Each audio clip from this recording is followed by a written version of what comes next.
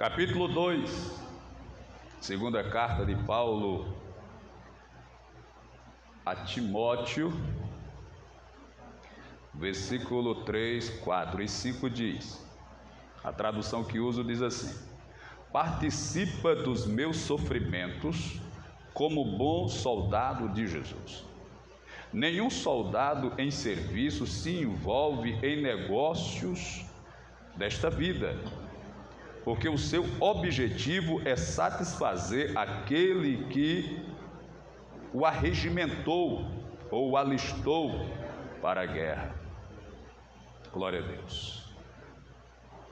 Igualmente, o atleta não é coroado se não lutar segundo as normas ou se não lutar legitimamente. Senhor Deus e Pai, bom é estarmos aqui na Tua presença, bendizendo, engrandecendo, louvando e exaltando o Teu nome.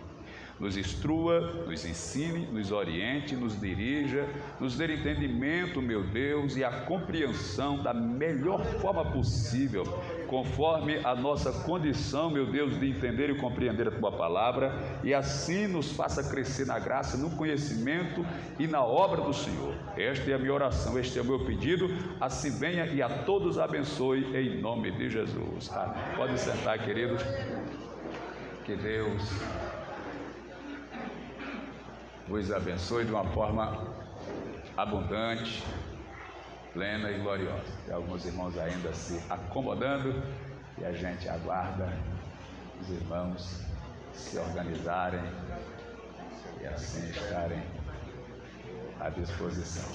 Que Deus abençoe a todos em nome de Jesus. Mais uma vez agradeço a disposição dos irmãos. Acho que da próxima vez a gente tem que usar os dois lados para facilitar, ficar mais arejado e mais fácil de manobrar. Mas antes de tudo, eu quero fazer aqui um elogio aos nossos obreiros. Eu não sabia dessa história. O presbítero Diego foi quem vivenciou isso. Houve uma reunião aqui na cidade para se organizar com relação às festividades, aniversário da cidade. Faz muito tempo, talvez uns 3 anos, né? Acredito que uns 3 anos. E eu pedi para ele me representar lá na reunião e ver quais seriam as diretrizes da reunião. E foram tratados todos os assuntos, e no final, aquele que estava presidindo a reunião, ele perguntou se as igrejas poderiam enviar obreiros para ajudar no movimento do evento, cooperar, ajudar. E cada um fez a sua proposta. Lá vai 2, vão 3, vai 1, tal. Aí o presbítero Diego, com mais fé, porque todo mundo disse, lá da vida e fé vão 10. Aí se espantaram. 10? Até falaram de forma agressiva, não foi, Diego? Até, não é possível 10, aqui ele vem 2, aquele vem 1, igrejas só vão mandar 3, e de lá vem 10, você tem certeza? Faz assim, Diego. Tem que vem 10 de lá. Isso aí, fazendo o que tem. Foram quantos aqui, Diego, no dia? 15. No dia tinha 15 obreiros daqui cooperando lá. E das outras igrejas tinha quantos, Pedro? Só da missão tinha 1. Mas o resto era tudo militar. Da igreja que estava organizando, a maioria só tinha 1. E das outras nenhum. E daqui foram 15. Então isso é orgulho para a gente. Um orgulho santo. Um orgulho que leva para o céu. Um orgulho de felicidade. Então Deus abençoe vocês. Continue com essa pegada. Continue com esse entendimento, com essa compreensão. Você não sabe como é satisfatório para o próprio obreiro saber que ele é útil na obra, que ele é importante, que ele é bem-vindo, que ele produz, que ele gera trabalho na casa do Senhor. Então que Deus abençoe. Isso para mim me deixou muito satisfeito, muito feliz. Eu espero que todos tenham esse pensamento, essa disposição, quando houver um evento, quando houver um trabalho, seja ele nosso ou seja de outra igreja. Se você está convidado para participar, lembre-se de uma coisa: a obra é de Deus. Você vai estar servindo a Deus, fazendo a obra do Senhor. Então faça como se Deus estivesse lhe observando. Como não? Porque Ele está lhe observando, Ele está lhe vendo.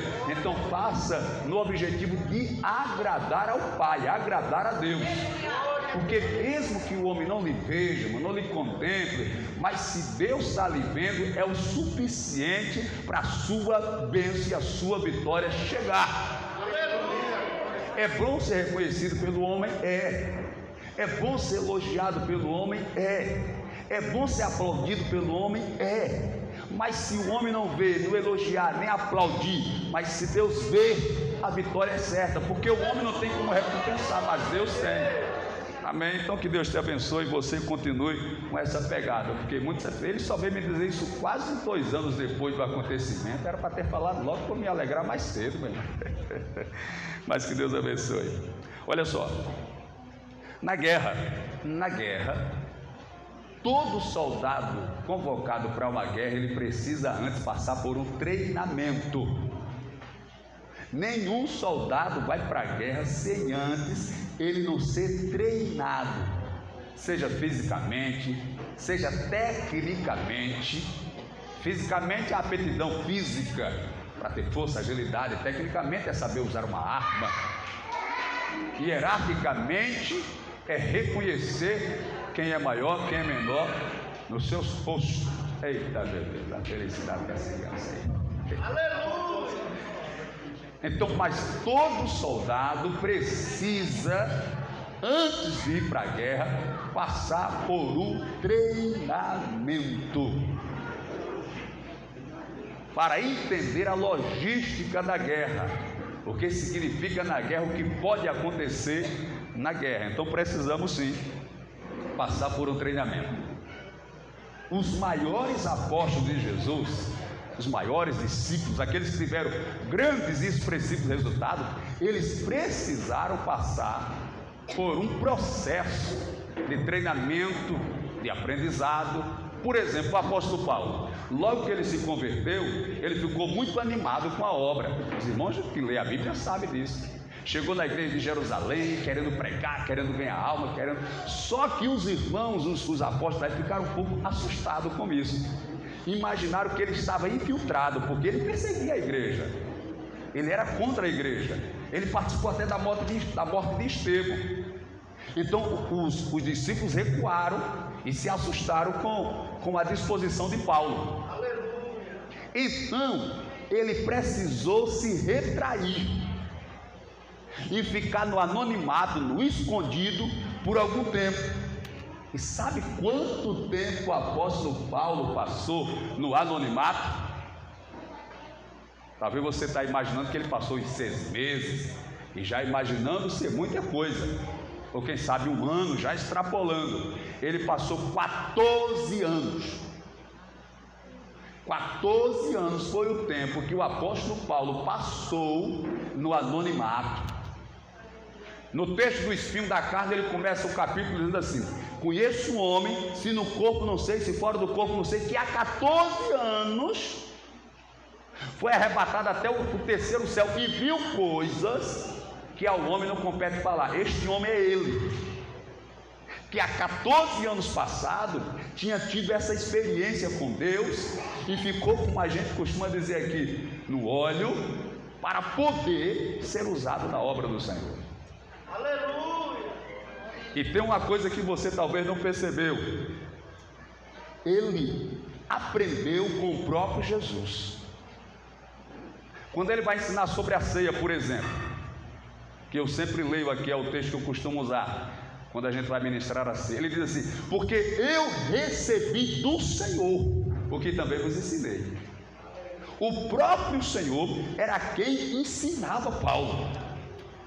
Ele aprendia diretamente do Senhor. Não sei a revelação que ele tinha, não sei se de vez em quando ele ia no céu e voltava em revelação, em arrebatamento, mas ele disse: eu aprendi do Senhor, que também vos ensinei. Ele tinha um contato direto e aprendia com Deus. Ele recebia do próprio Cristo as revelações. Eu, irmão, quando eu estou lendo a Bíblia aqui, que descubro um mistério ali na palavra, eu fico no pé e dou para pregar aquilo. Não é assim? A gente que prega não é assim?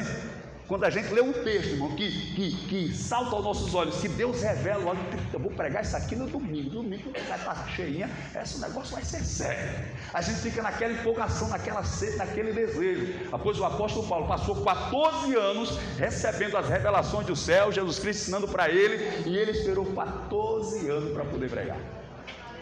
Mas isso significa dizer que ele estava em um processo, um trabalho de aprendizagem. Eu já falei aqui, eu vou repetir. Um dia entrevistaram uma pastora e o entrevistador ficou tão espantado com a eloquência, com o conhecimento, com a capacidade dela, que olhou para ela e fez a seguinte pergunta: onde era que a senhora estava? Que ninguém nunca ouviu falar da senhora, ninguém lhe conhecia. Aonde era que a senhora estava? A senhora se escondeu aonde? Que ninguém lhe via, ninguém lhe conhecia. Aonde a senhora estava? Sabe qual foi a resposta dela? Quando ele perguntou aonde a senhora estava, ela disse: sabe onde eu estava? Me preparando. Eu estava me preparando para que quando eu aparecesse com habilidade, com capacidade, com condições de representar bem tanto o Senhor como o seu evangelho, como a sua igreja. Então é isso que eu preciso fazer. Eu preciso ter essa compreensão e mergulhar naquilo que vai me fazer crescer no conhecimento da palavra do Senhor. Mas veja, o apóstolo Paulo disse assim: sofre comigo as aflições como bom soldado de Jesus. Ninguém que milita se embaraça com o negócio dessa vida, a fim de agradar aquele que o alistou para a guerra. Em outra passagem, eu não sei se é na primeira 2:15, eu não estou lembrando da referência com certeza, mas ele diz assim: procura apresentar-te a Deus aprovado, como obreiro que não tem de que se envergonhar e que maneja bem a palavra da verdade. O que muito dificulta, irmãos, o crescimento ministerial das pessoas é porque as pessoas acham que estão fazendo para o pastor, acham que estão fazendo para o homem, e isso causa dificuldade, causa empecilho, causa barreira. Quando eu e você entendermos que o nosso objetivo é fazer para Deus, se alguém vê, a gente faz. Se alguém não vê, a gente faz. Se alguém elogiar, a gente faz. Se não elogiar, a gente faz do mesmo jeito, irmão.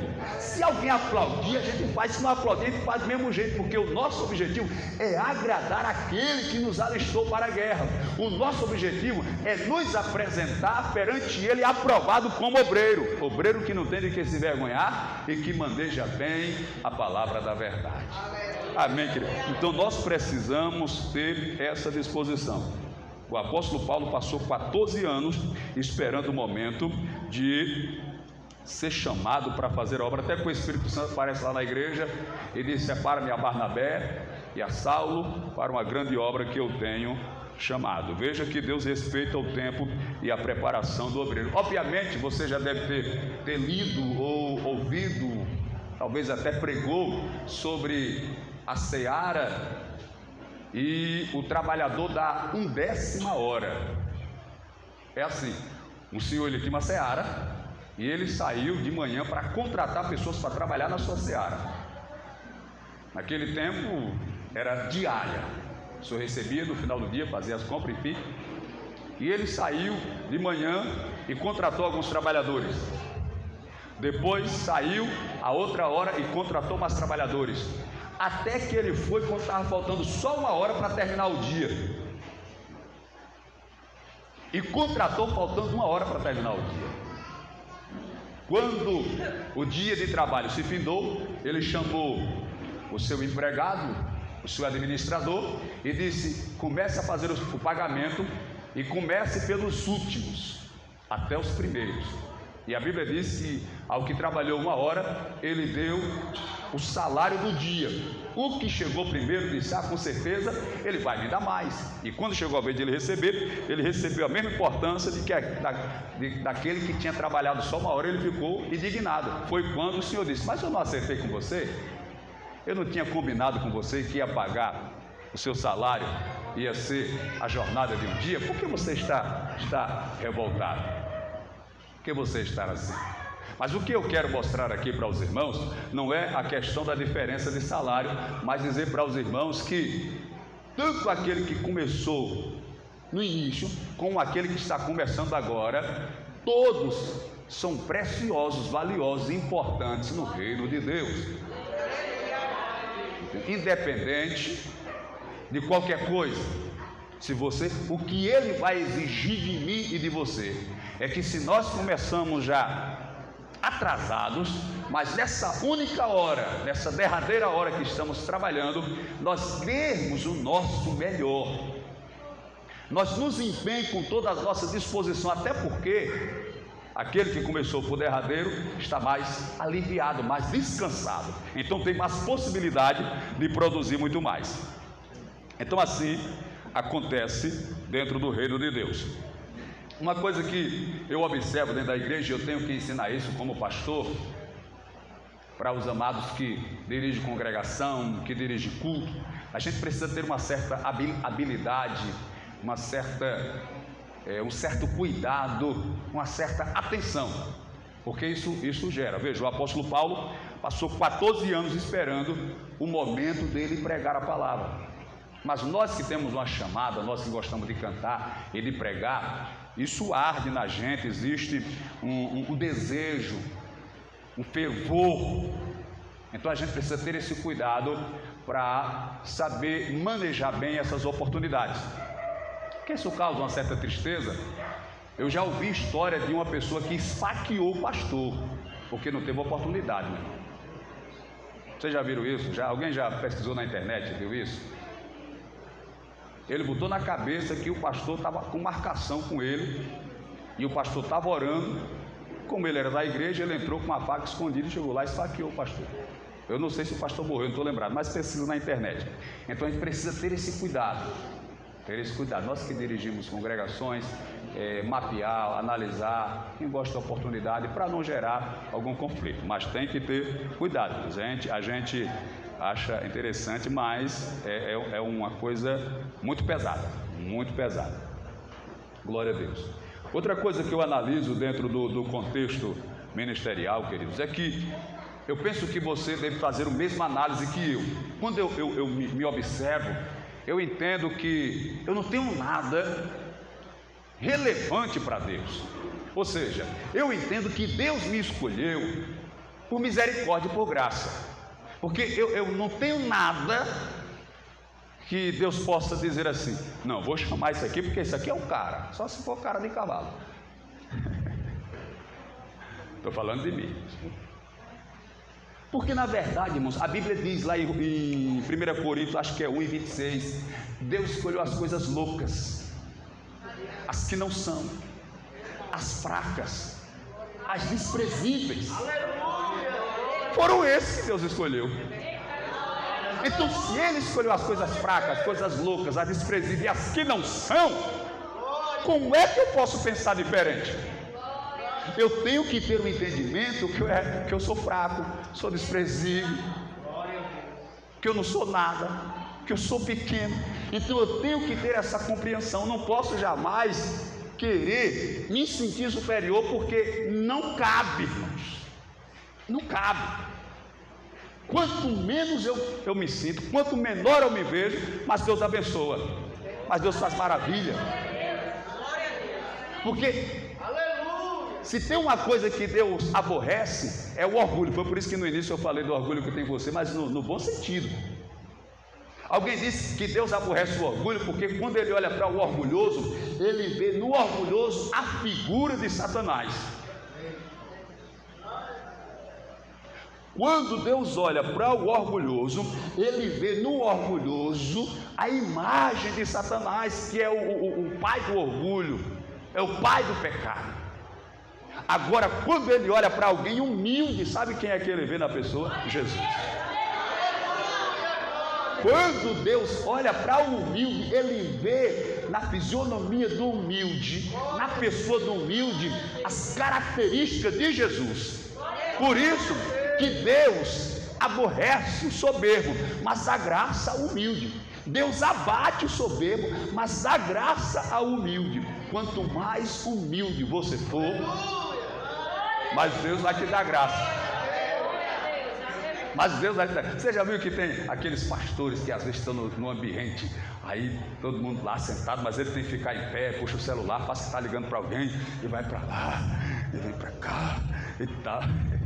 Meu Deus do céu. Aleluia. Eu chego no lugar, às vezes eu nem digo que sou pastor, e não é porque eu tenho vergonha de ser pastor, pelo contrário. Eu acho que é uma coisa tão importante que se eu chegar assim falando, vai criar algum pensamento, alguma coisa. Não, seja servo do Senhor e Deus vai te honrar e vai te abençoar. Então, queridos, a gente precisa ter essa compreensão sobre o desenvolvimento no reino. Por exemplo, uma coisa que nós fazemos, acho que de uma forma bem aberta no nosso ministério. Eu tenho essa característica, penso eu, posso até estar equivocado, mas nós damos total liberdade para os nossos obreiros trabalharem.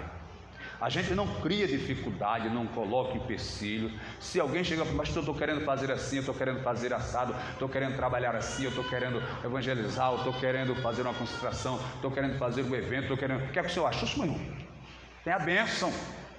Então a gente dá toda a liberdade para os irmãos trabalharem. Então o que é que eu preciso fazer? Aproveitar essa liberdade, queridos. Aproveitar essa oportunidade que me é dada para que eu possa realizar uma grande obra para o nosso Deus. Por exemplo, eu congreguei em Madureira 20 e tantos anos. Na sede, eu acho que eu congreguei uns 5 anos antes de ser enviado para o campo para dirigir congregação. Eu nunca fui o pregador oficial na sede. Eu dava uma saudação, uma palavra, eu sempre era rápido, como eu falei aqui outro dia. Mas o que era que eu fazia? Dia de domingo, meu irmão, eu e o hoje é pastor Tony, 6 horas da manhã estava na frente da igreja. A sede era lá no Jacintinho, ali naquele viaduto. Quem é de Maceió sabe, alguns também de aqui conhecem. Um fluxo de gente, feira, movimento, carro subindo, carro descendo, gente comprando, gente vendendo, aquele negócio.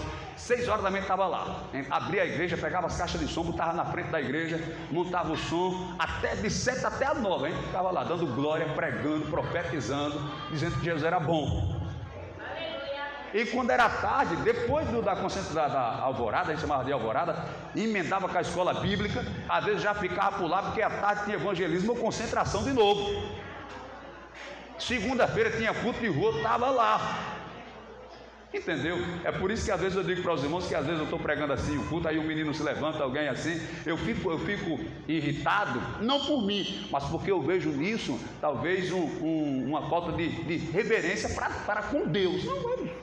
Pregava no meio da rua, era cavalo rixando, dando popa, era moto subindo, carro descendo, era carro batendo no outro, era gente brigando, e aquela confusão na feira, e o latão está lá. Entendeu? Então não tem essa dificuldade.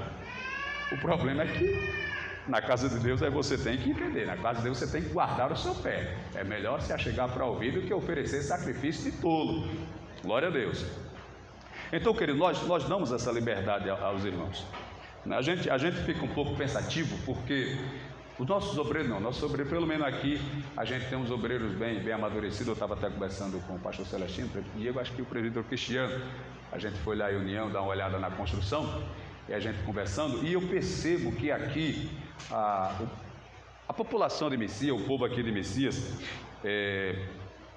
pelos tantos anos que eu estou aqui na cidade, apesar de ter passado uns anos fora, as pessoas que às vezes vêm visitar a igreja, um novo convertido, elas sempre me veem pregando, e eu sempre dei um espaço aqui de escalar os irmãos e tudo, e eu senti uma certa carência nos irmãos nesse sentido. Teve até um casal que vieram 2 vezes nos visitar, pensei até que eles ficar com a gente, mas eu nem cantei nem preguei. Eu acho que eles fizeram assim uma avaliação, disse, acho que o pastor não está pregando nem cantando, está meio acabado, está meio, entendeu? Então acho que aí eu já fiz aqui com os irmãos, não, a gente vai ouvir os irmãos, separar uns 15 minutos para 1 ou 2 pregadores no culto, e a gente dá uma palavra no final, como se fosse uma espécie de satisfação para aqueles que vêm nos visitar, o novo convertido, enfim.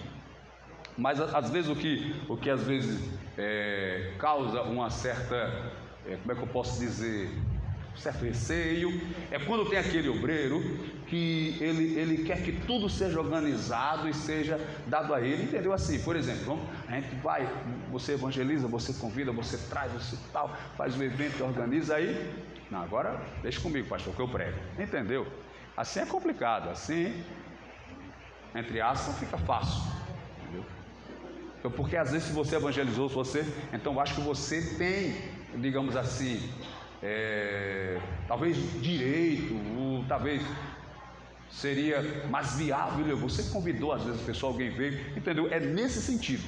Então às vezes tem as pessoas que ficam esperando que você prepare tudo, organize tudo, né? Ele chega e esteja tudo bonitinho, tudo limpinho, cheirosinho, som equalizado, tudo mais, a banda, né? Cheio de departamento, os conjuntos, tudo certinho, para ele se expressar. Então eu acho que fica um pouco desconectado, mas os irmãos se esforçando e trabalhando, a obra do Senhor, ela vai prosperar. Olha só, o Salomão é um fato que eu acho que eu já falei aqui em alguns momentos, quando ele assume o trono, que vem aquelas duas mulheres que eram de vida fácil e ambas deram à luz um filho, ou cada uma deu à luz um filho, melhor dizendo, e à noite uma delas se virou por cima do menino, do filho dela, e acabou matando o menino. Aí ela foi, pegou o menino dela que estava morto, levou até a cama da outra e pegou o vinho e trouxe para ela. E no dia seguinte, quando o dia amanheceu, a que acordou com o menino morto, olhou e viu que não era o dela. E foi aquela briga, aquele bafafá, e puxa do cabelo de uma e tapa na outra. Não, foi assim, não, a Bíblia não disse não, mas eu imagino que deve ter dado, né? Foi infeliz, você roubou, mas roubei não, você tá... Aí, como ninguém viu, ninguém sabia, aí levaram o caso para Salomão, porque eu penso que tinham levado já para os juízes, para os magistrados, e ninguém conseguia dar uma solução. Aí levaram para Salomão, pronto, a última instância, o STF, levaram para Salomão. Quando chegou lá, Salomão disse: e agora? Essa disse que é a mãe, essa também disse que é a mãe, o que é que eu faço? Aí já sei, traz a espada aí, menino. Aí o soldado veio com a espada e disse: eu vou partir no meio, vou dar uma banda para cada uma. Quando a mãe verdadeira viu que ele ia partir o menino no meio, disse: não, meu senhor, ela é a mãe, pode dar para ela. Ela é a mãe verdadeira. A outra que não era mãe, disse: o senhor é o rei, pode partir. Se o senhor fizer, está bem feito. Por quê? Porque não era mãe. Aí foi quando Salomão disse: essa é a mãe que preferiu ver o filho ser criado por outro, em vez de morto. Mas o que eu quero mostrar aqui para os irmãos é que às vezes Deus coloca projeto na sua mão e na minha mão, e a gente descuida e o projeto morre. Quando ele morre, a gente quer tomar o projeto do outro. Às vezes Deus dá a oportunidade, coloca o projeto na sua mão, aí você se descuidou, o projeto morreu. Porque às vezes você trabalhou, mesmo que você não continue ali, mas o projeto está vivo. Mas eu estou falando de alguém que matou o projeto. Aí agora vai atrás do projeto do outro. Uma vez eu escalei um irmão para dirigir a concentração, e ele chegou para mim, isso não foi nem aqui, foi em outro ministério. Ele chegou para mim depois da concentração, eu tenho ido fazer uma visita, resolver outras coisas. Só ele: pastor, o senhor tem que falar com os irmãos, viu? Porque não foi quase ninguém, o senhor tem que botar moral. Igreja não é assim, meu irmão. O reino de Deus, a obra de Deus com os obreiros de Deus, você não trabalha botando moral, você trabalha com a Bíblia, com a palavra, com o Espírito Santo. Porque senão só vai dar confusão, só vai dar problema, só vai dar briga, discussão. Você quer mandar em mim, hein? Está pensando o quê? Você manda nas suas negas para lá. Eita, está gravando aí, se botar vai dar processo. Mas é assim que eles falam, entendeu? Então não é dessa forma que a gente consegue. Quando às vezes eu sempre peço para minha esposa, eu estou concentrado em alguma coisa, ligo para fulano, fala, peça isso, faça aquilo. Eu nunca digo para ela: manda a pessoa fazer isso, manda a pessoa se peça. Entendeu? Você manda pedindo. Porque quando você usa a expressão manda, o pastor está mandando você fazer isso, o pastor mandou você fazer aquilo. Não, o pastor está pedindo. O pastor mandou saber se você pode fazer isso, fazer aquilo. Então, além da pessoa se sentir importante, E às vezes eu sei que eu sou um pouco descuidoso nisso, às vezes eu fico com medo de quem sabe até constranger os irmãos, mas eu sei que no coração dos irmãos existe uma disposição muito boa. Eu não sei, eu penso que vocês são igual a mim, a gente gosta quando o pastor pede para a gente fazer alguma coisa, a gente se sente útil, se sente importante, necessário, entendeu? Eu pelo menos eu tinha essa disposição, essa forma de enxergar. Então, querido, que Deus abençoe, que Jesus continue. Eu vou tentar ser rápido para passar aqui alguns detalhes para os irmãos. Nós já vamos deixar aqui definido a data das nossas festividades e outros eventos que estão para acontecer. Então isso é muito, muito importante, tá bom? Porque na verdade, queridos, o pastor, ele precisa ter, como é que eu posso dizer, talvez tempo ou possibilidades para fazer a obra de uma maneira mais resultado, com mais esmero, talvez seja essa colocação. Porque quando a igreja se formou em Jerusalém, houve uma dissensão na igreja, uma discussão, porque existiam as pessoas que eram ajudadas pela igreja e eles cobraram dos apóstolos que os órfãos e a viúva estavam sendo mal atendidos. Foi quando o apóstolo Pedro disse: olha, vocês vão separar 7 homens. A primeira separação dos diáconos, né, o Nicanor, o Estevão, Felipe e outros mais.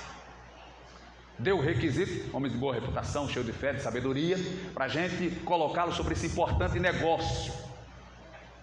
Porque às vezes você pode ser separado ao diaconato e achar que é um cargo inferior, mas não é. O apóstolo disse que é um negócio importante, sobre este importante negócio. E eles foram separados para o diaconato, porque o apóstolo Pedro, ele disse que os apóstolos precisavam se dedicarem à oração e ao ministério da palavra.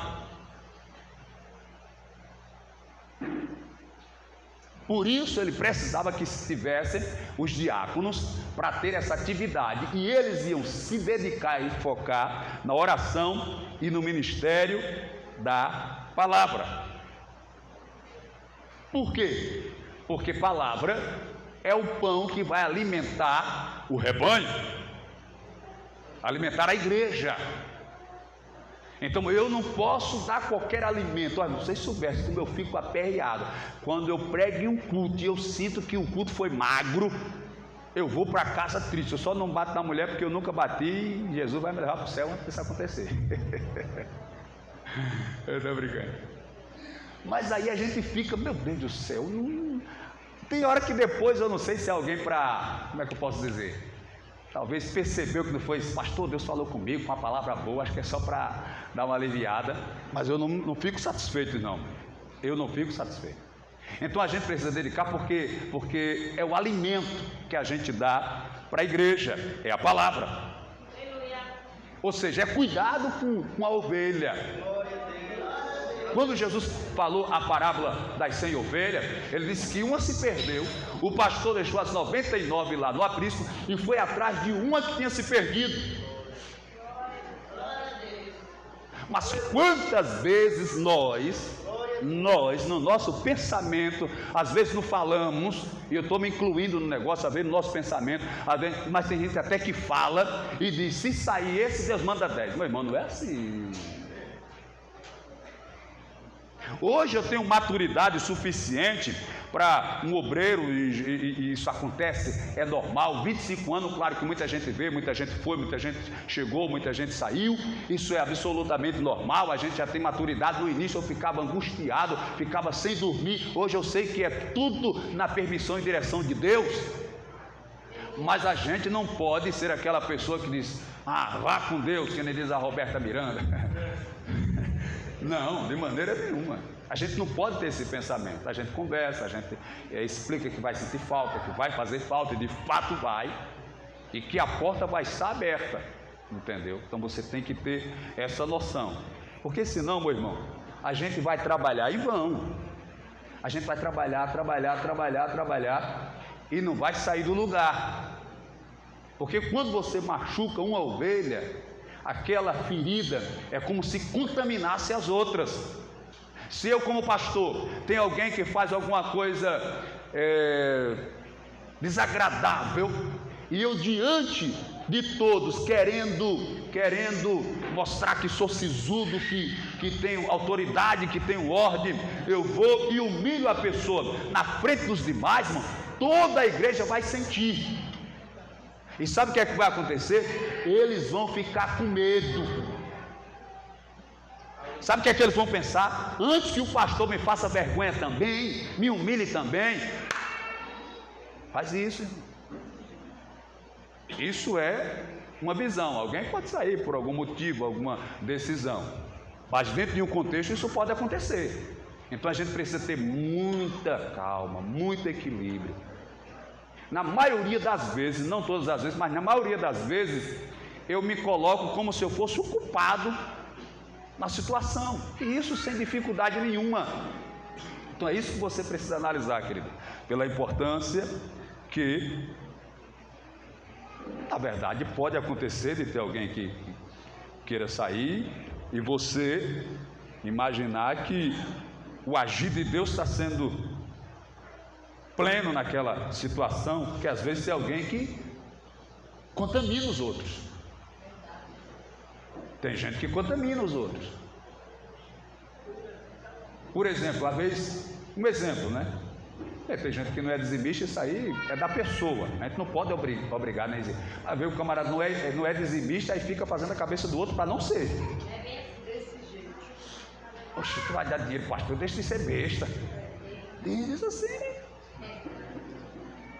Então usa a palavra, às vezes discorda com alguma coisa que o pastor faz e quer, não faça assim não, o que vai fazer? Eu faço do meu jeito. Meu Deus do céu, Jesus vai te pegar. Mas a gente tem que ter esse cuidado. Tem que ter esse cuidado. Olha, na verdade, porque tem obreiro que ele acha que as coisas têm que ser do jeito dele, e não é, mulher. Não é. Eu saí daqui em acho que 2013, 2014 e fui para o estado do Espírito Santo. Era Madureira lá também, mas o sistema era totalmente diferente daqui. Por exemplo, a ceia.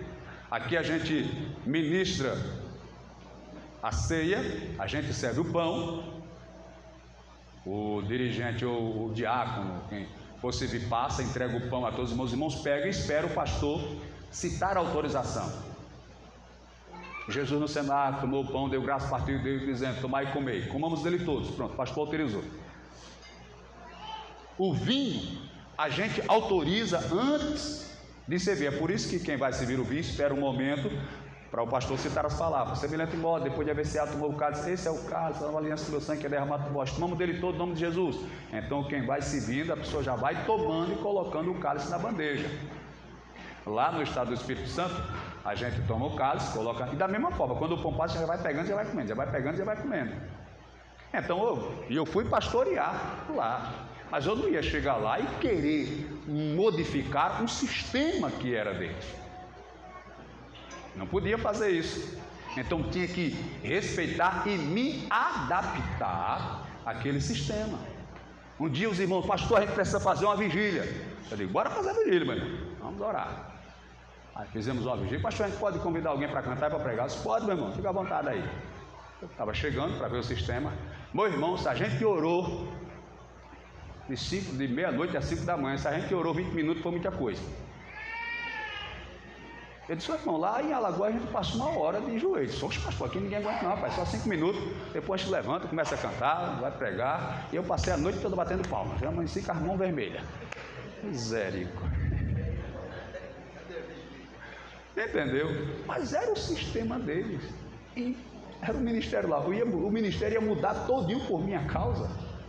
Então, se eu estava ali, eu tinha que me adequar, me adaptar e aceitar as diretrizes. Senão, eu sairia. Porque eu ia ficar brigando, discutindo. Entendeu, querido? Então, quando você está em um ministério, em uma igreja, você vai se adaptar àquele sistema. Não é que aquele sistema está errado, você não concorda com ele, entendeu? Então são todos esses detalhes, mas às vezes o obreiro quer que as coisas aconteçam do jeito dele, e não é assim, querido. A gente precisa ter esse cuidado, ter essa compreensão.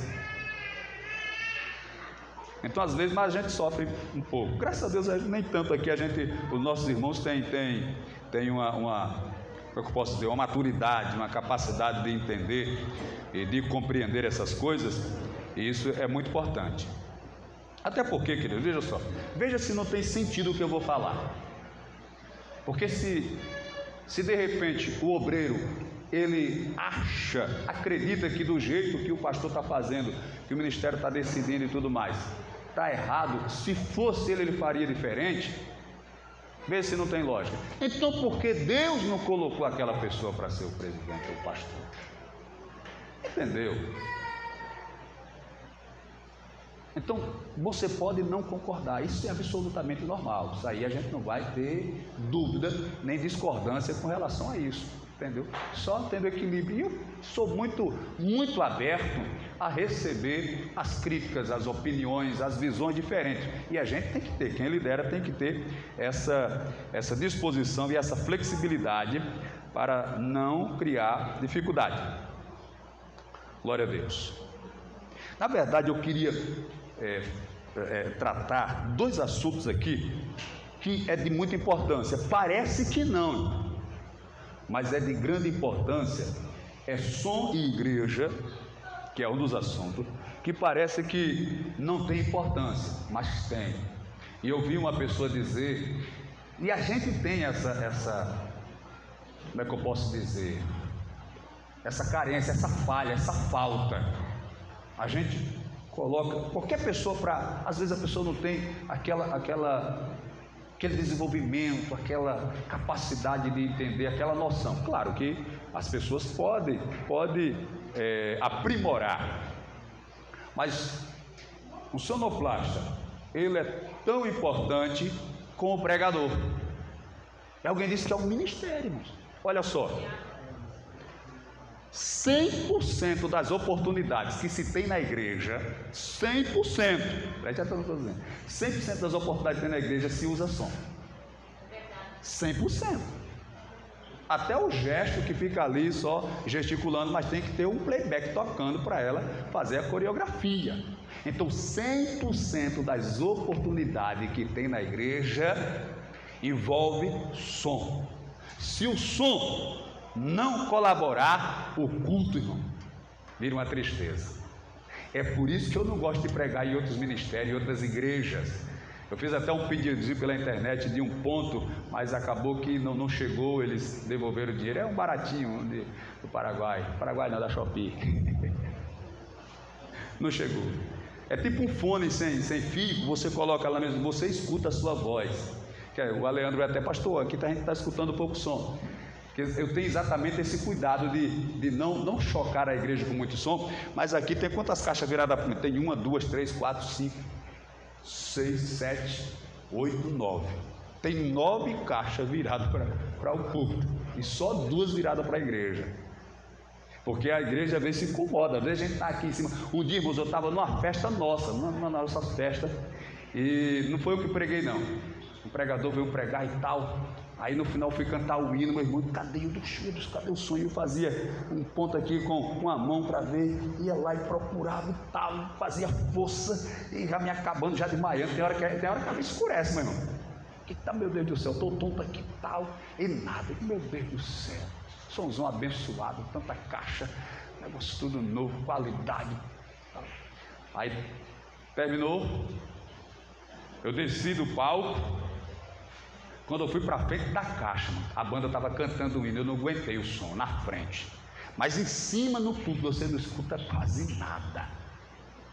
Escutava quase nada. Eu pensando que eu só estava com força, mas puxava aqui, me envergava que nem birimbau para ver se saia mais. Nada, meu irmão. Mas quem estava na frente da caixa, meu irmão, tá magro, miserável.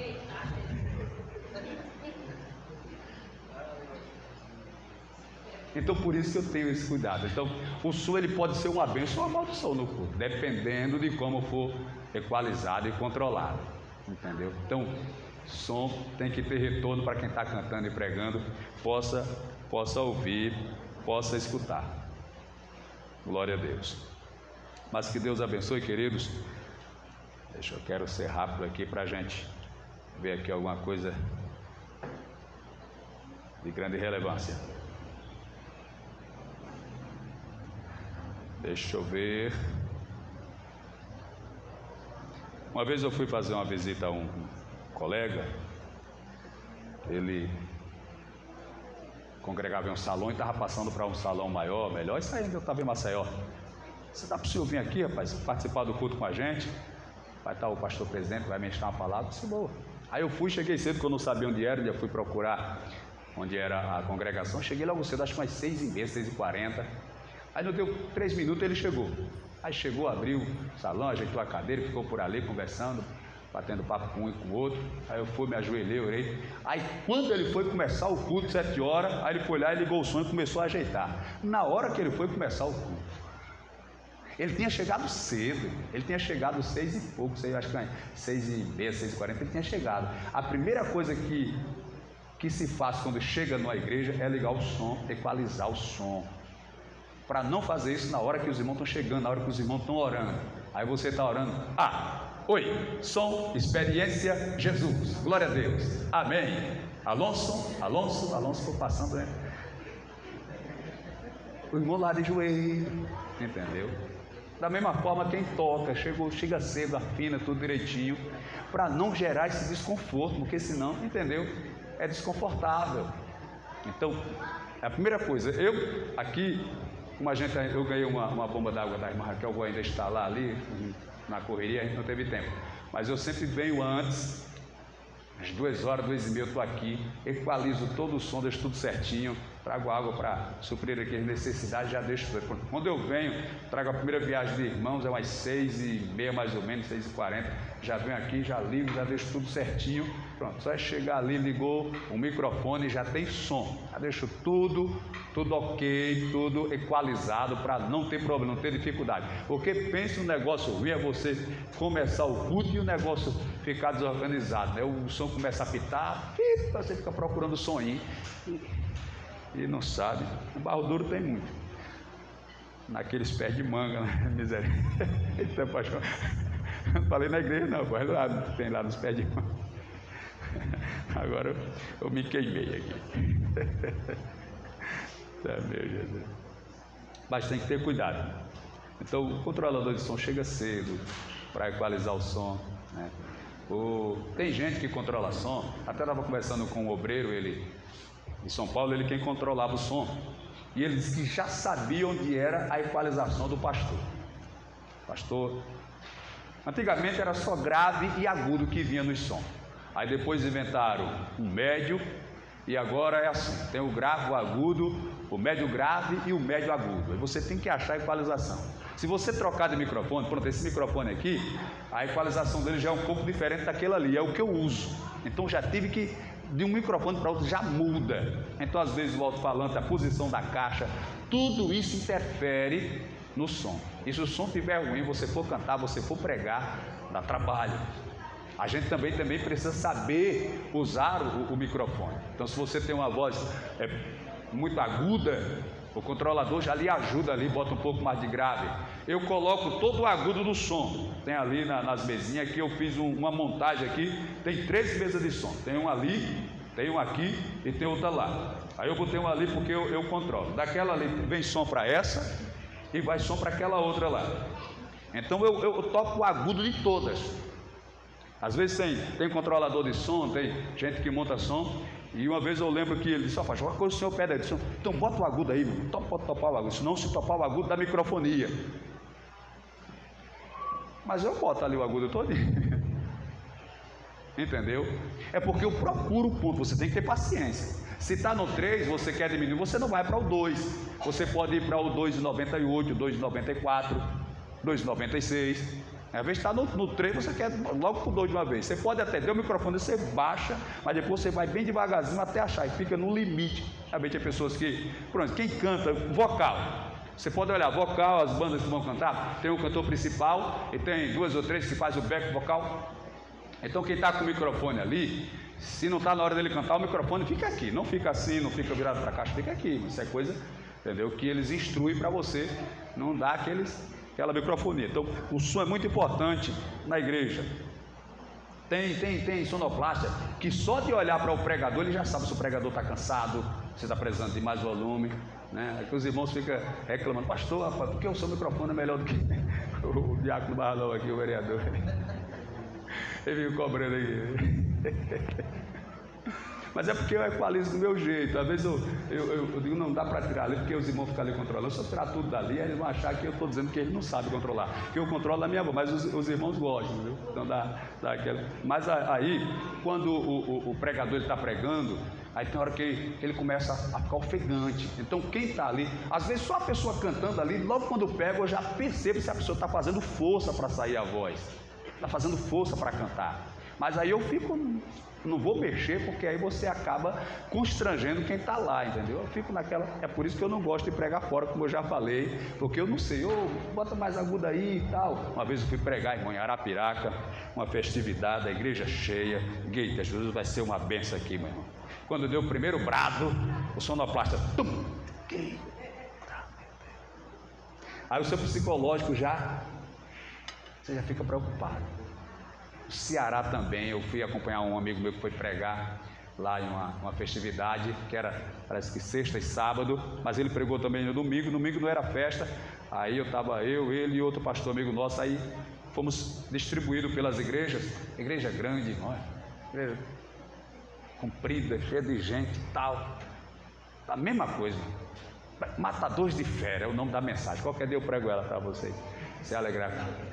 Quando morreu a primeira fera, mãe, o dirigente deu um pulo, foi lá e toma, ai meu Deus. Aí você fica só na voz do pulmão, mãe.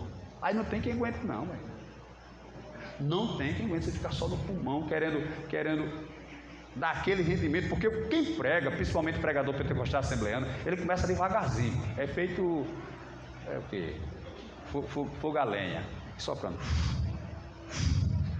Aí depois que pega, meu irmão, dá trabalho para apagar. Aí quando o fogo pegou, aí veio aquele passarinho, o fogo apagou. Eu fiquei bravo demais. E o de Arapiraca, quando eu fui dormir no mesmo quarto que ele dormia, eu ficava olhando para ele. Eu digo, eu devia pegar esse camarada. Então tem que ter muito cuidado, querido. Talvez, porque quem vai dar uma saudação de 5 minutos, 3 minutos, o som não faz tanta diferença. Até mesmo para cantar o hino, entre aspas, dependendo, porque só 5 minutos. Agora quem vai pregar meia hora, meu irmão, aí desgasta. E uma hora, preste atenção, eu aprendi isso, está com muitos anos, está com acho que uns 25 anos, está com mais, eu 25 estou por aqui. 1 hora de sermão, 1 hora é a mesma coisa, olha, 1 hora de sermão é a mesma coisa de 8 horas de servente de pedreiro. 1 hora de sermão é a mesma coisa de 8 horas de serviço braçal, servente de pedreiro. Eu não sabia disso, mas é a medicina que ensina isso. Que você se desgaste durante 1 hora de pregação, como se estivesse trabalhando 8 horas de servente de pedreiro. Então, se não houver isso aí, por exemplo, às vezes o cantor vai cantar, o sonoplasta, ele coloca o hino, e no início ele tem que dar volume, um volume razoável, equilibrado. Para quê? Para que você escute a melodia, a introdução e saiba a hora de entrar. Entendeu? Quer ver, fica muito baixinho, você fica lá catando, aí entra o playback, vai na frente, você vai atrás, aí corre um pouquinho, aí depois passa do playback, porque correu demais. É uma agonia da beleza, meu irmão. Mas por quê? Porque está muito baixo. Então, você primeiro coloca em um som um pouco mais alto, aí quando o camarada, você pode escutar a voz do cantor e o hino, porque lá no mundo as pessoas não querem saber o que você está falando na música, querem só o ritmo lá para pular e tal, mas na igreja as pessoas querem ouvir a letra do hino, porque é na letra que Deus fala. Então se bota o playback lá em cima, cobrindo a voz do cantor, aí não, mas tem que haver o equilíbrio para o cantor não se perder também, entendeu? Na hora que vai cantar. Então você coloca mais alto um pouquinho, quando ele começar a cantar, você procura uma equalização, um equilíbrio entre a voz e o playback. Outra coisa que não é que seja errado, mas porque são coisas que eu ouvia quando eu era novo convertido. Olha que eu nem controlava o som, eu só ouvia as pessoas falando de uma para outra e eu ia botando na cabeça. Isso que eu falei, alguém falou, eu botei na cabeça. Alguém também ensinou o seguinte: olha, quando alguém está cantando, aí terminou a letra, o senhor terminou de cantar o hino, terminou de falar a letra do hino em melodia, você não chega lá no som e não, você vai bem devagarzinho, suavemente. Quer ver, você está cantando e tal, aí terminou de cantar, mas ainda tem som no playback, aí o camarada baixa de vez, aí você chega a dar um choque assim, fica meio... pode prestar atenção que acontece isso, não? Quem está lá vai bem devagarzinho, suavemente acompanhando. Eu às vezes, quando eu estou ali, que dificilmente eu fico ali, eu, ao invés de eu baixar, eu vou aumentando, porque não perde aquele clima da igreja, entendeu? Tem uma melodia do hino ainda, enquanto aquele irmão está agradecendo a oportunidade, enquanto o dirigente está se posicionando para pegar o microfone, ou eu dou mais um volumezinho, não corto, porque senão dá aquele vazio. Porque quando alguém tem a oportunidade, que o playback engasga lá, aí você fica aqui, olhando e tal, aí de repente alguém mais disposto, aí começa... Deus está, para não ficar o vazio, porque senão fica. Então deve haver essa compreensão, tá certo? Isso é com relação a som, para os irmãos ter esse cuidado. Outra coisa que a gente vai falar aqui rapidamente é sobre o cuidado com as ofertas, querido. Cuidado com as ofertas.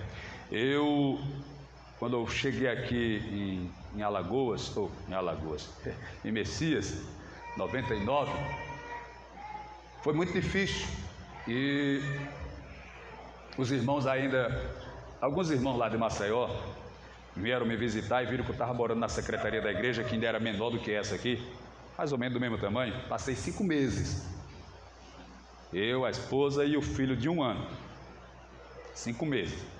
Quando eles vieram, que me viram ali, você está aí e tal. Aí uma semana depois vieram um grupo de irmãos e alugaram uma casa para mim, me deram a fiança, disse: olha, procura uma casa aí até R$70 que a gente vai lhe ajudar. Disse: amém, que benção. Aí eu achei a casa, aluguei e fiquei na casa com a ajuda deles ainda 9 meses. Veja, 9 meses é o tempo de uma gestação. Depois de 9 meses, aí o que era o responsável lá pela turma disse: olha, fulano, os irmãos agora se apertaram, veja aí se já dá para você caminhar sozinho. Disse: está certo, tranquilo. A igreja já estava dando uma melhora, já estava com um pouco mais de 1 ano aqui.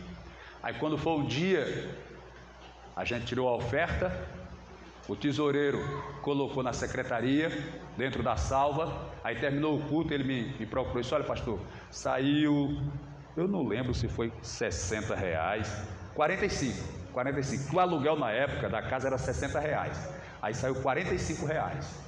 Assim, Jesus, eu chego a vibrei, porque de 45 para 60 só falta 15. Se ninguém comer nada, se ninguém comprar arroz, nem fuba, nem ovo, está faltando 15. Aí quando eu fui lá, mano, que peguei o dinheiro, que contei, parece que só tinha 25, Ah, meu Deus do céu.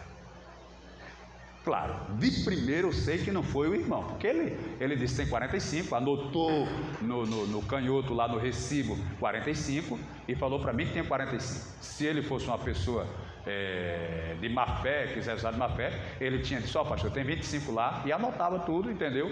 Que aí, mas ele falou: tem 45, tudo estava anotado 45, só quando eu fui lá na sala só tinha 25. Meu Deus do céu. Aí no outro dia eu chamei ele. Eu disse: ô fulano, olha, eu vou pedir só uma coisa para o senhor. Quando sair a oferta assim, não deixe mais na secretaria não. Ou o senhor bota no bolso, ou senão a gente compra um cadeadozinho, bota ali na gaveta para ficar guardado assim. Ele disse: não foi com isso, não, porque aquele dinheiro estava faltando o X. Ele chega e tomou um choque. Mas eu, claro que tinha consciência, que se ele fosse usar de má fé, ele, entendeu, maquiava ali alguma coisa.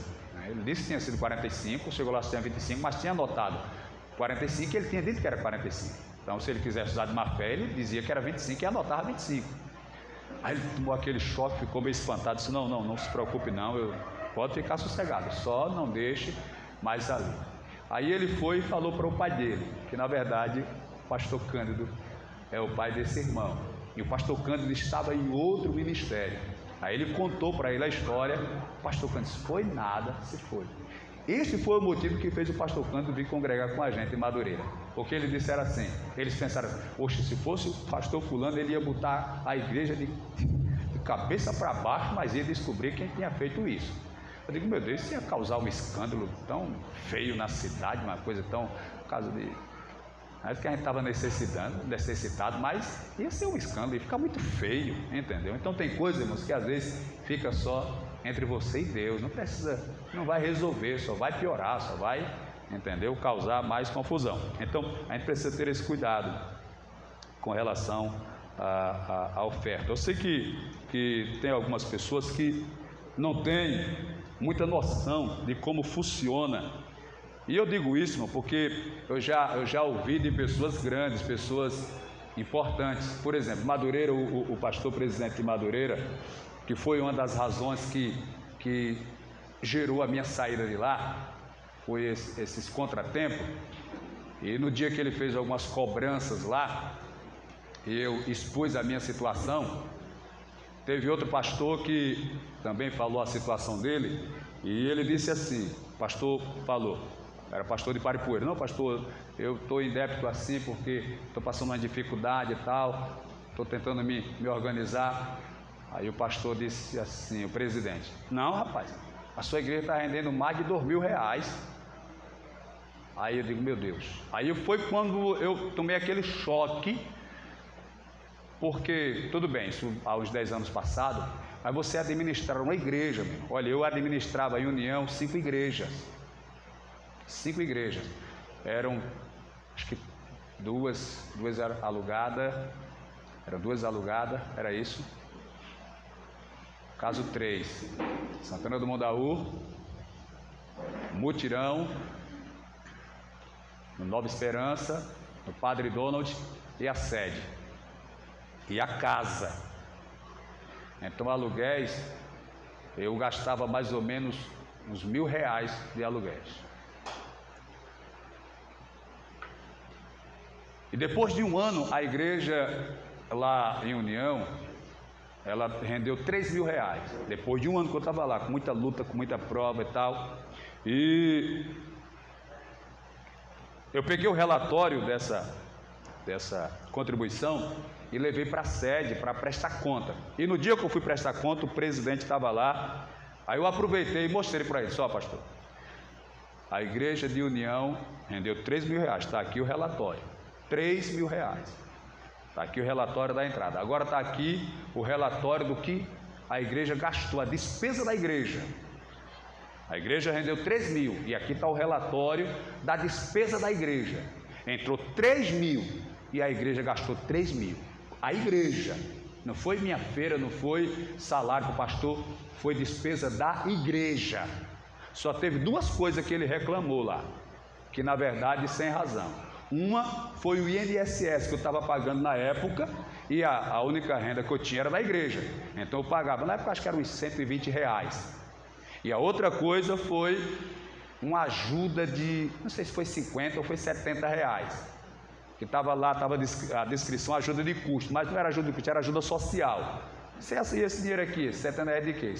Não, isso aqui é ajuda social, pastor. Isso não, mas para ajuda social, você pede para os irmãos trazerem uma ajuda, um feijão, um macarrão, um arroz, um óleo, um sal, uma cuba e tal. Eu digo, pastor, a gente pede isso também. Só que às vezes tem pessoas que estão querendo uma ajuda para pagar uma energia, e isso ninguém traz de casa para colocar na cesta. Querendo às vezes uma ajuda para viajar, para comprar o remédio, uma ajuda para encher o gás. Então isso tem que ser em dinheiro. Então essa ajuda é assim. Mas só foram as 2 coisas que, porque eu não lembro, está com muitos anos, está com mais de 10 anos, mas aluguel era 1.000, aí ficava 2.000. A gente levava na época, parece que 15%. Então já vai 450, ficou 1.550. Eu tinha que ir para Maceió outras vezes. Tinha o quê? Que era muita coisa, não dá para lembrar. Água e energia, parece que era mais uns 500, que eram 5 igrejas e a casa, mais uns 500. Tinha o quê? Despesa com água mineral, copo descartável, 100 e poucos reais. E na época era baratinho, mas antes dele questionar qualquer coisa, olha pastor, não gasta, porque são 5 congregações, tem saúde de criança, de mocidade, de senhora, tem culto terça, tem culto quinta, tem culto no domingo, entendeu? Então gasta água e copo. Eu só sei que ajuda de custo para os irmãos que dirigiam a congregação, às vezes ia de moto e de carro, precisava de ajuda, então praticamente tudo foi gasto com a igreja. Então, às vezes quem está de fora tem uma impressão de que não é, meu irmão. Eu lembro que quando eu estava no estado do Espírito Santo, aí eu liguei acho que para o Gilson, foi para o Dio, e a gente conversando, eu até disse assim, mas como é que está aí? Está uma benção? Tá? Como é que está? Estava com poucos dias que ele tinha começado. Sou o pastor Bento, uma benção, o senhor vai ser uma maravilha. Oxe, a igreja rendeu 600 reais. E aquilo é uma empolgação santa, uma coisa boa. Só que imagine 600 reais para você manter a igreja, entendeu? Se você tem um emprego, se você tem uma renda extra, se chegar a 300 reais para você é uma benção. Mas para quem vai administrar a igreja, pagar aluguel de casa, água da igreja, ter a sua manutenção e todas as despesas, entendeu? Então tem toda essa forma de você enxergar. Tudo depende da forma que você enxergar. Aqui está o pastor Paulo, o presbítero Anderson. Lá é difícil, né, pastor Paulo? Lá no Barro Duro é difícil. Eles se mantêm lá pela misericórdia. Lá não vem nada para cá, né? Que às vezes até tem dificuldade, entendeu? Lá também, né, presbítero? Lá ainda os irmãos estão se lutando para se manter. Entendeu? Estou falando isso porque estamos numa reunião e eu preciso esclarecer isso para os irmãos. Então, nem do Barro Duro, nem do Canaã tem ainda uma disponibilidade de o excedente ser mandado para a sede. Aqui temos a Duares, está ali, Diácono Lucas, que dirige. Eu não sei esse mês, mas a última vez que eu vi o relatório de lá, tinha rendido 400 reais. Mas lá a gente paga só do terreno 500 e pouco. Então, entra 400 e a gente gasta 500 ou 600, porque tem uma coisa e outra. A única congregação que manda alguma coisa aqui para a sede é a União, que agora eu estou tendo até que blecar um pouco, deixando uma importância lá, mas não sei, porque eles estão em construção. Então, aqui a sede é onde a gente se mantém, onde a gente tem todas as despesas para viajar, para pagar água, para pagar energia, construir, reformar, fazer tudo, irmãos. Então, imagine, lá 10 anos, o Barro Duro. Lá já 5, né, irmã Raquel? 5 anos lá no Canaã. 5 anos. Então imagine, e ainda estão lutando para se manter. Imagine você ser um pastor integral para aquilo ali, se manter daquilo ali, não é fácil. Então os irmãos precisam ter esta compreensão. Vocês que são obreiros, que fazem parte da igreja, não pense que igrejas pequenas, ministério pequeno, o pastor, não, a gente faz coisa porque é Deus, é milagre, irmão. É milagre de Deus, é milagre, é a mão de Deus, é a bondade de Deus para a gente se haver, para a gente se manobrar diante das lutas, entendeu? Então tem todas as coisas, a gente já alocamos um carro para trazer os irmãos, já damos uma ajuda ali para fazer o lanche, então são toda despesa. E vou buscar os irmãos, já teve mês aqui de eu gastar quase 700, 800 reais de combustível pegando os irmãos. Como, pastor? Eu sei. É Deus, meu irmão, entendeu? É Deus. E a gente passa com prazer, com alegria, entendeu? Essa semana eu comprei o escape do carro. Quando eu passava, então o pastor já vem buscar a gente. Eu troquei esse carro, comprei esse carro. Eu mesmo coloquei, entrei debaixo dele. A irmã foi lá conversar com a irmã Nete. Ô de casa, quando olhou por baixo do portão, oxe, pastor, estava arrancando esse carro, colocando. Aí eu ia buscar os irmãos aqui, quando eu cheguei, a irmã Nete, até que o carro está confortado agora, está crente. Não, pai, carro de crente faz barulho. Meus queridos, que Deus abençoe. Eu disse que ia ser um assunto mais singelo, mas olha só, nós estamos na expectativa de no dia 13 do mês que vem fazermos um batismo. Eu ia levar para o Canaã, ia trazer hoje, esqueci. Eu tenho uma apostila em casa sobre as regras do nosso batismo, para a gente distribuir para os irmãos. e ver isso aí. No dia 13, vamos nos organizar, vamos ver nas congregações, quem está para descer as águas e a gente fazer este batismo. Olha só, tem uma surpresa boa para os irmãos. Ganhamos um terreno. Amém. Ganhamos o terreno. Eu fui lá, acho que quinta-feira passada, conversei com o engenheiro. Eu quero agradecer a força do nosso vereador Barra Nova, que estava lá sempre levando o prefeito e a turma. O tamanho do terreno, eu falei para eles, olha, para o meu projeto está pequeno, mas se houver a possibilidade de aumentar o terreno, eu agradeço, tá? Eu agradeço já. Ele disse, olha, converse com o prefeito, que na verdade a proposta partiu até do engenheiro. Disse, pastor, mas se botar mais um terreno aqui, fica bom para o senhor? Ele disse, fica, meu irmão, oxi, isso aqui já está bom, isso aqui é que fica. Aí disse, olha, mas eu não posso liberar não, converse com o prefeito, se ele disser alguma coisa, porque lá o terreno ele é 12 e no final ele só dá 8.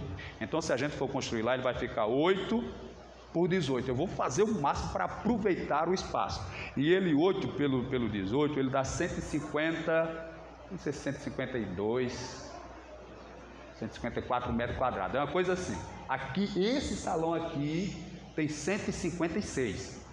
Esse salão aqui. Esse espaço aqui tem 156. Lá, se eu aproveitar todos os espaços sem deixar chegada na calçada, dá para praticamente 154 metros. Aí sobra do lado um triângulo de 4, ele vai zerando pelo 18, entendeu? Eu já estou maquinando aqui alguma coisa para tentar ganhar espaço lá. Vamos ver. Se eles liberarem mais um, amém. Se não liberar, amém também. Eu disse, não custa nada a gente tentar, a gente conversar para ver essa possibilidade. Aí nós ganhamos o terreno. Eu pedi ao prefeito que fosse aqui no Jarbas. Por quê? Porque aqui, na verdade, aqui é minha casa.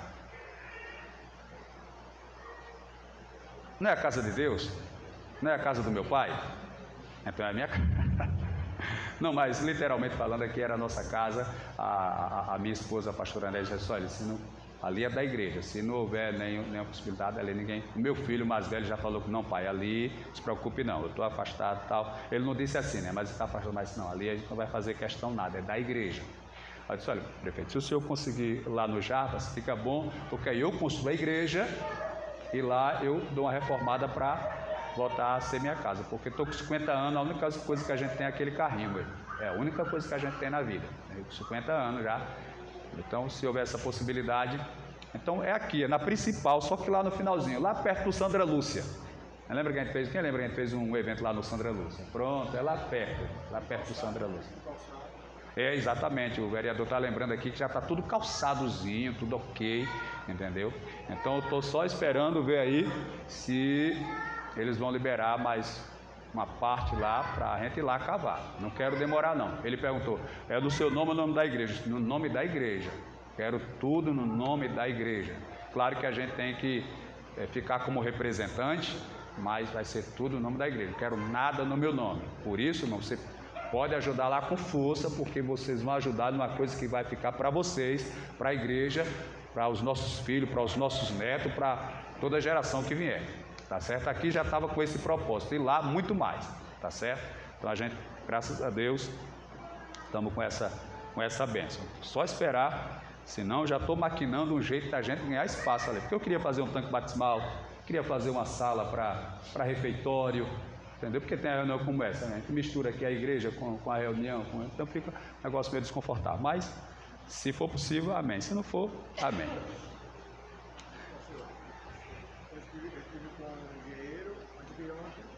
Uma da manhã estive com o prefeito. Aí eu citei essa palavra aí. Teria como o senhor, segunda à tarde, dar apoio lá no terreno? Lá no terreno? Poxa, mas se quiser, a gente vai agora. Lá com o engenheiro, segunda-feira. Segunda-feira? Poxa, se ele estiver disponível, a gente vai agora, meu irmão. Então... Ele lá do Vares, né? Do Vares Terreno. Isso. Eu até citei e o senhor pediu, né? Terreno de igreja, ser maior. Sim. Não é uma casa. Batismo, sepultamento. Foi. Aí vai na segunda-feira, dá uma olhadinha lá. Poxa, show de bola, meu irmão. Show de bola. Se eu puder ir lá para as 2. Oxe, meu irmão, 2 horas da manhã já vou estar acordado, né? Eu estou brincando, mas eu agradeço ele. O nosso vereador está dizendo que conversou tanto com o engenheiro como com o prefeito. E segunda-feira a gente vai lá dar uma olhada. Vai lá dar uma olhada. Porque assim que liberar lá. Boa esquina, né? Eu já passei lá, fui lá com a irmã Neta, ela gostou e tudo. É recuado, é semelhante a esse aqui. Mas eu acho até bom. Do lado vai ficar tem o colégio, tem a creche, vai ficar de frente para a praça. Então lá a gente vai ter trabalho com o vizinho, que incomodar com som, se quiser fazer uma vigília e tudo. Parece que vai ter, né? Porque vai ter umas casas lá. Mas eu vou saber dele se a possibilidade dele dar nessa esquina aqui depois da creche. Porque vai ficar. Ali vai ser uma praça, não vai incomodar as casas. Né? Pronto. Vamos ver a possibilidade de ser naquela esquina. Pronto, a gente vê. Pronto, a gente vê essa questão aí. Então, querido, está tudo dando certo, está tudo concorrendo bem. E as promessas de Deus, não é, prefeito Diego? Estão se cumprindo, né? Estão se cumprindo. Pastor, a sede não vai ser não, pastor, vai ser maior. E eu digo, Deus é. Então, queridos, essa parte aí já estamos, graças a Deus. Mas assim que liberar lá, a gente vai cavar. Aproveitar que está no inverno, a terra está mole. Glória a Deus. Agora eu vou precisar da ajuda dos irmãos, porque é outra questão aqui. A gente precisou renovar o cadastro da igreja. Tem o registro, tudo, tem o CNPJ, a gente precisou renovar o cadastro. E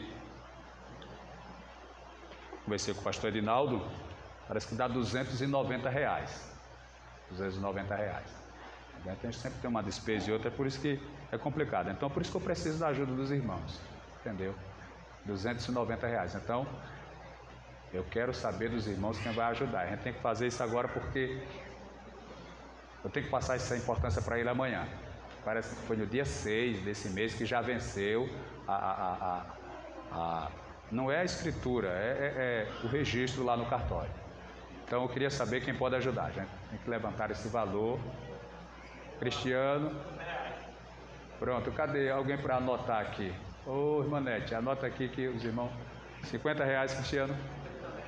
O irmão Cícero também, pastor 50, o Edmilson.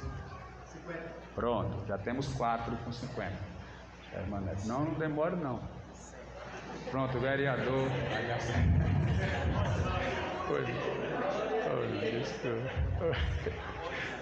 Não. Os irmãos mudam de ideia. O vereador vai dar 100, irmão Paulo 50, Cristiano 50, irmão Cícero 50, irmão Edmilson 50. Olha, eu gravei bem, se não anotar essa lista, eu não vou escapar não. Pronto, deu quanto? Deu 300, está faltando 90, é isso? 1, 2, 3, 4, foi isso? Foi com ele 5, né? Mas alguém vai ajudar, queridos, para a gente? Presbítero Anderson, 50 também. Presbítero Anderson, mais 50. Pronto, fechou, querido. Fechou. Mas se alguém quiser ajudar com mais alguma coisa, hein? Pronto, o presbítero Anderson e o pastor Carlos.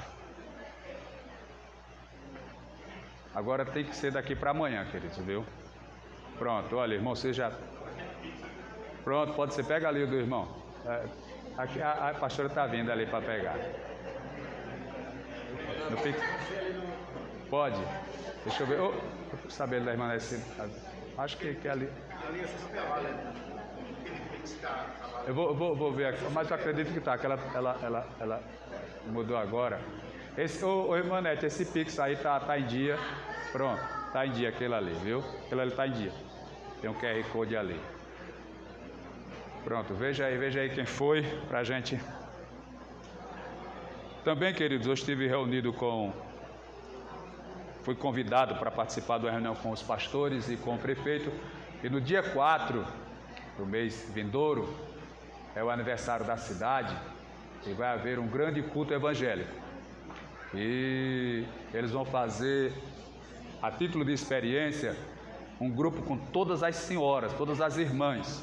Eles vão mandar o louvor para a gente, e a gente vai passar para as irmãs ensaiarem, para fazer um grupo com todas as irmãs. Então, as irmãs do Canaã e do Barro Duro, se quiserem participar, tá certo? Depois os irmãos confirmem, porque eu acho que eles vão separar um local e precisa ter uma noção de quantidade para se organizar, para fazer parte daquele dia, viu? Dia 4 do mês que vem. E as nossas festividades, a gente já quer fazer ela no começo de novembro. Não vai ser bem no começo, vai ser praticamente no meio. Mas a gente nós já queremos nos organizar para isso. Vai ser dia 13, 14, 15 e 16 de novembro. Tá certo, querido? Depois a gente vai ver questão de cantor, de pregador. Queria ver muita gente. Irmã Raquel, irmã missionário, veja a questão do cantor do ano passado, ver o que a gente faz para o domingo. Eu tenho uma preocupação com o domingo, porque tem entrada e a gente acaba tomando muito tempo. A gente vai ver, depois eu sento ali com as irmãs para a gente ver essa questão. Ela tem um acesso melhor a cantor e pregador para a gente fazer, mas vai ser, olha, dia 13, 14, 15 e 16. São 4 dias, começa na quinta, estamos comemorando. E no dia 13 de setembro, batismo, tá certo? Então vamos nos organizar para fazermos este batismo no dia 13, tá certo? Eu ia pedir para a pastora trazer um caderno e passar para os irmãos fazer alguma pergunta, mas me saiu da lembrança. Então a gente deixa isso para uma próxima.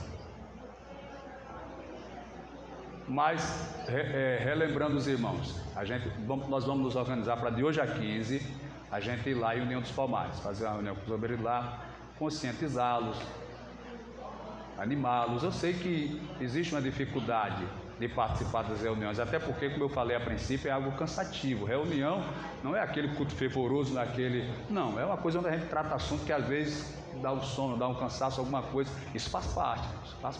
Mas daqui é onde a gente tira as experiências para o trabalho futuro, viu? Então a gente vai se organizar para isso, para ir lá dar uma força aos irmãos.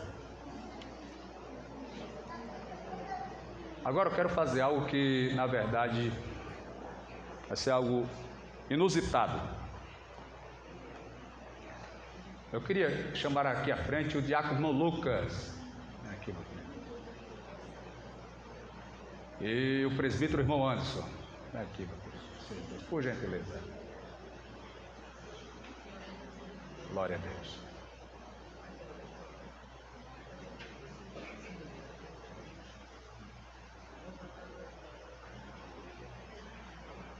Muito bem. Pode mais para cá. O senhor está elegante para os irmãos verem aí, só beleza.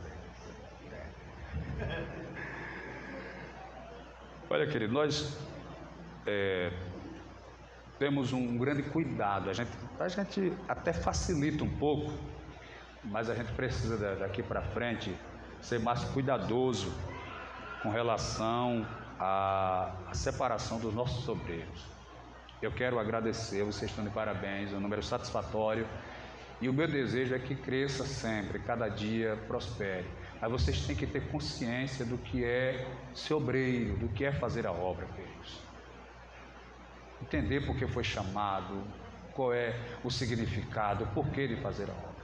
Se não houver essa compreensão, a obra vai sofrer, o trabalho vai padecer, não vai avançar. O pastor vai ficar triste, vai ficar preocupado. Às vezes, ao invés de chegar aqui e trazer uma palavra, o ensino, vai ficar cobrando, vai ficar exigindo. Isso é muito desgastante.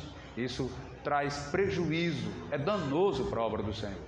Então, se você aceitou fazer a obra, você tem que ter consciência da importância, do valor, do que é fazer a obra. O que é fazer a obra? Ninguém é obrigado. Se você chegar e dizer, pastor, retire de mim o título de diácono, de presbítero, de pastor, a gente vai ficar triste, mas a gente não pode lhe obrigar a fazer. Mas se você aceitou, só se tiver algo de ordem superior para lhe impedir, para lhe atrapalhar. Mas se empenhe, se dedique, dê o seu melhor, faça o seu melhor. É tão bom, é tão satisfatório, irmãos. Claro que eu não posso colocar isso dentro de você, está dentro de mim, é um prazer. Eu ficava ansioso, chegasse o dia da reunião, Eu queria estar ali, quente, de manhã, de tarde, até a noite, a gente estava ali, todo mês. Mas eu estava lá, para mim era uma alegria, eu sentia prazer. Mesmo depois de 15 anos, eu senti o mesmo prazer. Como eu falei, eu fui 2 vezes de bicicleta, daqui de Messias para Maceió. Tem uma vez que eu fui tão doente, eu não sei que doença era, eu sei que eu estava com mal-estar, me sentindo mal, peguei a van, cheguei lá, descia, pegava o coletivo, tempo quente, um ano cheio de gente, às vezes indo para a praia, aquele batuque lá dentro, e eu passando mal, descia, vomitava, depois que na hora pegava o ônibus, eu sei que peguei os ônibus umas 3 vezes, descia, subia, descia e vomitava, mas fui, entendeu?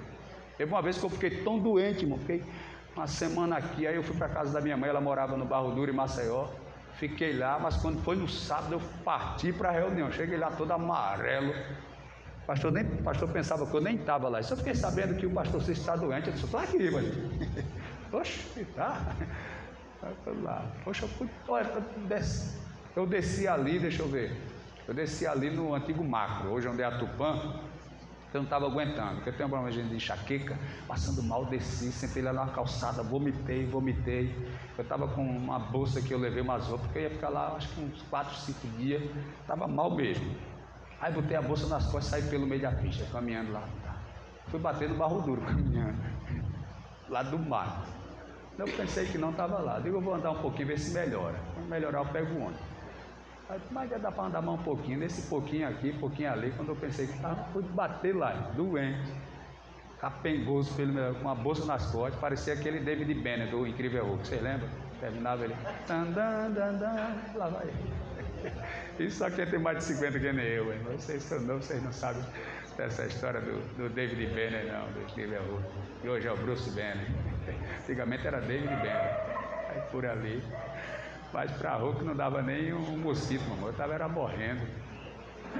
Mas que Deus abençoe. Bom, querido, eu convidei o diácono irmão Lucas aqui, o presbítero irmão Anderson, porque alguém até citou e entrou no meu coração esse pensamento. Eu espero que os irmãos aprovem. É surpresa para eles, não estavam sabendo de nada. Coisa de Deus é assim, quando eu faço surpresa. Né? Então, o diácono tem feito um bom trabalho lá na congregação do Ares, e às vezes a gente que faz a obra fica naquele, não é constrangimento, né? Às vezes aquele pensamento, às vezes a pessoa tem aquele carinho, nos chama como pastor, nos chama de pastor, e quando eu vim aqui para a missão em 99 eu era diácono, eu não era presbítero, eu era diácono, e uma das coisas que observei no diácono Lucas foi que ele apresentou pessoas ao diaconato. Ele estava dirigindo e não era diácono ainda, mas ele apresentou pessoas para o diácono. No meu caso foi diferente, eu era diácono e apresentei pessoas para o presbitério, e no dia da consagração estava eu e ele lá recebendo a oração para o diaconato. Eu vejo nessas atitudes uma certa nobreza, porque alguém com mais orgulho pode pensar, nada, eu vou logo ser presbítero, quando eu chegar a ser pastor, eu coloco ele para presbítero, que ele vai ficar sempre um grau abaixo. Mas eu acho que isso é ilusão, eu acho que é ilusão, acho que essas coisas, porque na verdade, queridos, quem faz o pastor não é o título, não é a credencial, não é o ministério e nem é a igreja, é o seu trabalho. Glória a Deus. Eu falo isso com toda a humildade do mundo. Eu vim para cá em 99, tem alguns irmãos que congregavam lá em Madureira, e teve um contratempo lá que foi escandaloso para a igreja, entendeu? A esposa do pastor acabou adulterando aquele negócio, e o pastor disse no microfone da igreja que ia voltar para Maceió e ia se embora porque a esposa tinha sido infiel. Isso no microfone, foi aquele desadouro. E eu vim para cá, eu nem sabia desse acontecimento, mas a igreja passou um processo, uma dificuldade grande, e a gente foi trabalhando na nossa humildade, na nossa simplicidade. Então, na verdade, não foi Madureira que me deu o nome, no sentido humano, não foi a Madureira que me deu o nome de pastor, título de pastor, característica, honra de pastor. Não. Por exemplo, eu estou conversando com o obreiro lá há uns dias passados, ele foi lavar o carro lá embaixo e o rapaz perguntou: o senhor é crente? Ele disse: sou. De qual igreja? Ele disse: a Madureira, aquela de frente do carro do móvel. A igreja do pastor Cícero. Eu nem lá estou mais. Entendeu? A igreja do pastor Cícero, né? Não, ele foi pastor lá, entendeu? Então não foi a igreja que me deu nome, mas foi o nosso trabalho que deu nome, deu honra à igreja. Então não é a igreja que dá nome a você, não é o ministério, não é a credencial, é o seu trabalho, é a sua postura. Você pode fazer parte de um ministério grande, de uma convenção grande, mas você não se comportar como pastor, as pessoas não vão lhe valorizar porque você faz parte de uma igreja grande, de um ministério grande ou tem uma credencial. Agora você pode fazer parte de uma igreja pequenininha. Se você andar como de Deus, como mulher de Deus, der bom testemunho, respeitar, saber entrar e sair, alguém vai dizer: você pode ser pastor de 3 crentes, aquele homem é pastor mesmo. Ele não mede você pela quantidade, pelo tamanho, não. Mede pelo seu caráter, pelo seu testemunho, pelo seu, entendeu? Então alguém vai olhar e vai dizer: aquela pessoa realmente é de Deus, é um homem de Deus, é um pastor. Aquilo ali é pastor. Lembra que a mulher dizia do Eliseu: esse que passa sempre por nós é o santo homem de Deus. Ela observou. Ela não olhou se ele era pastor de uma igreja grande, se tinha muitas ovelhas, se tinha muito exibista, se ele andava de carro novo, de carro velho, ou andava a pé. Olhou o comportamento dele. Pelo comportamento ela disse: este que passa todo dia por nós é o santo homem de Deus. Então quem vai fazer você ser honrado e exaltado não é a igreja, ou o ministério, ou a credencial. É o seu comportamento.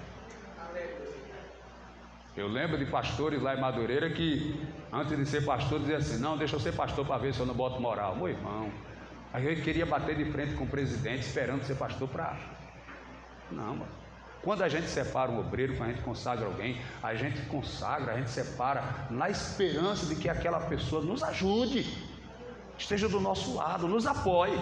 Não fique contra a gente. Já pensou? Você é um comandante de um exército, um general de um exército, aí dá a arma para o soldado, na esperança de que ele atire no inimigo e ele atire em você. Filha beba. Entendeu? Então, quando a gente separa um obreiro e consagra, a gente faz isso na expectativa de que ele nos ajude. Eu sempre conto para algumas pessoas a experiência do pastor João Vianney, que já dorme do Senhor, pai adotivo da minha esposa, filho legítimo, meu sogro. Às vezes, quando tinha reunião de ministério lá, que tinha aquela confusão, aquele negócio, o pastor Beni falava alguma coisa lá, às vezes o obreiro se levantava e disse: epa, pastor está certo, pastor, isso é aqui, eu assino embaixo, ninguém vai ficar. Eu lembro até que teve uma vez que tinha um diácono, ele estava dirigindo em Palmeira dos Índios, aí o pastor fez uma votação sobre televisão. Naquela época a gente não usava televisão não, mãe. A gente não podia usar televisão, se usasse ia para o inferno. Aí o pastor fez uma votação para ver se os irmãos eram contra ou a favor da televisão. Aí a maioria votou que não. Disse: muito bem, porque se vocês votassem que ia ter televisão, eu ia deixar de ser presidente de vocês. Eu estava na reunião e foi assim. Aí teve um diácono que dirigia em Palmeira dos Índios, aí se levantou: certo, o senhor está falando aí da televisão, mas tem obreiro aqui que usa televisão e o senhor não faz nada. Eita, meu Deus do céu, o diácono com o presidente, né? Ué. Foi na reunião. Você é o quê, rapaz? É sim.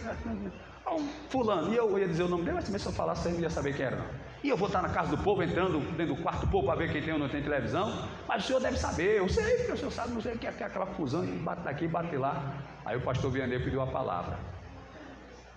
Ele disse: olha, nós não vamos admitir que ninguém falte com respeito ao presidente. Ele é o nosso presidente. O que ele falar, o que ele decidir, está decidido. E eu já conversei com o pastor Isaías, que era um dos vice. Eu não sei se era o pastor Amaro também, que era um dos vice. Eu já conversei aqui com os vices. E a partir de agora, o diácono fulano está excluído, a não ser que o presidente diga que não, porque a última palavra é dele. Mas por nós está excluído a partir de agora. Era assim, meu irmão. Então, às vezes, o pastor Beni facilitava, falava alguma coisa fora que... Eu digo isso porque uma vez eu questionei o pastor Vianney. Pastor Vianney, esse negócio aqui, eu acho que o pastor facilitou disso aqui. Ele disse: não, ele está certo. Certo, não está certo. Ele está por aqui. Mas ele, às vezes, com ele, no particular. Na hora ele defendia, mas no particular ele dizia: não, pastor, eu acho que o senhor facilitou isso aqui. Se eu fosse o senhor, eu voltava atrás, eu mudava isso aqui. Mas na frente ele defendia. No particular ele chamava ele, disse: não, pastor, eu acho que assim seria melhor. Mas ninguém falava não, na frente dele. Até a família dele, cadê a irmã? Até a família do pastor Vianney, as filhas dele, alguém da casa dele fosse falar alguma coisa contra ele, dentro da casa dele, ele não deixava. Ele não deixava. Não sei onde ela está comendo já. Estou achando ela não. Para ela confirmar aqui. Ele não deixava não. Ninguém falava dentro da casa do pastor Vianney. Nem filho, nem filha, nem mulher, nem ninguém falava. Se tivesse alguma coisa errada, ele chamava o pastor no particular. E só pastor ia assim. Mas ninguém desmoralizava, rebaixava, maltratava, nem xingava. Então, quando a gente separa um obreiro, é com essa finalidade, de apoiar, de estar junto, de segurar no arado com a gente. Porque é tanta luta, é tanta coisa, então a gente quer pessoas para nos apoiar, nos ajudar. Então, eu acredito que os irmãos vão concordar. Nós vamos, nessa exceção, consagrar o diácono Lucas ao presbitério e o presbítero Anderson, que está fazendo um bom trabalho lá no Canaã, a evangelista. Amém. Eu sei que é algo assim inusitado, mas deixa eu contar só essa para vocês, tem 5 minutos ali. Pastor José Carlos, pastor Zé Neco, pastor presidente da missão, ele colocou, vou dizer o nome, acho que alguém conhece, ele colocou o pastor Daniel Silva para dirigir a igreja, pastorear, e ele estava fazendo um bom trabalho. Aí numa reunião como essa, uma reunião antecedente à convenção, ele disse: eu estou pensando em separar o Daniel Silva, não sei se já era para pastor ou era para evangelista. Aí o ministério chiou. Isso é o quê? Não pode não, pastor, ele tem que fazer como os outros, passar degrau por degrau. E os irmãos estão passando aqui, eles estão passando degrau dentro de um contexto. Ele tem que passar degrau por degrau. Se ele é diácono, ele tem que ir para presbítero. Se ele tem que ir para evangelista, para poder chegar a pastor. Aí o pastor disse: você está certo, tem razão, não vou tirar a razão de vocês não. Se vocês acham que ele tem que ir degrau por degrau, está certo. Aí chegou o dia da convenção, chegou o dia da festa. Aí eles: vamos chamar os ungidos a presbítero. Aí chamou e tal. Daniel Silva, diácono Daniel Silva. Aí voltaram todos para o lugar. Agora vamos ordenar os evangelistas. Fulano, Beltrano, Daniel Silva.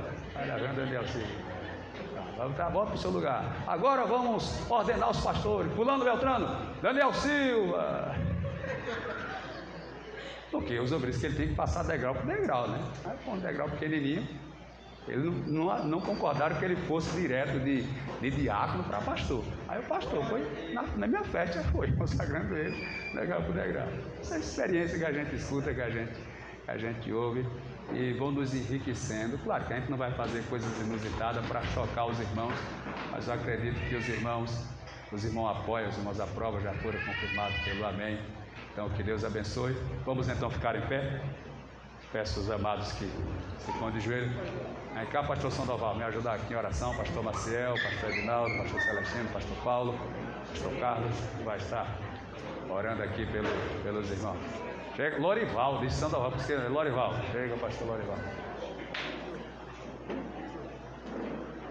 Repetir as datas da festividade? Vou repetir daqui a pouco. Repetir. Sim, vou falar. Amém. Vamos apresentar os abençoados diácono Lucas ao presbitério, presbítero Anderson, a evangelista. Vamos orar em nome de Jesus. Senhor Deus e Pai, em nome de Jesus, aqui estão esses teus filhos, meu Deus, e de maneira excepcional nós os apresentamos aos céus. Rogamos a Ti que ponha sobre eles a Tua mão santa para os proteger, para os abençoar, para os sagrar, os consagrar, para que eles façam, Pai, de forma fidedigna a Tua obra, engrandeça o Teu reino, seja de grande utilidade, meu Deus, na Tua casa, e em especial neste ministério, meu Pai, que é carente e necessitado, e que o Senhor levante homens e mulheres dispostos, animados para fazer a tua obra e engrandecer o teu nome na terra. Assim Deus venha e os abençoe, receba e os confirme na tua presença, na tua obra e no teu reino. É a nossa oração, é o nosso pedido em nome de Jesus. Amém. Trabalhai e orai na seara e na vinha do Senhor.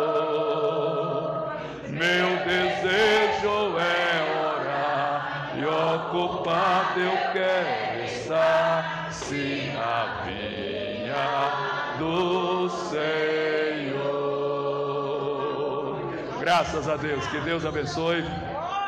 Querido, só repassando aqui as datas, a data da festividade da igreja vai ser em novembro, dia 13, 14, 15 e 16, a festividade da igreja, né? E em setembro, no dia 13, nós vamos organizar um batismo, dia 13 de setembro, já no mês que vem, tá bom, queridos? Que Deus abençoe, em nome de Jesus. Vamos estar agradecendo a Deus por esse trabalho. Pastor Maciel, vem aqui orar, agradecendo a Deus por esse culto. Depois o pastor Celestino impetra a bênção sobre os obreiros. Cumprimento a todos, paz do Senhor.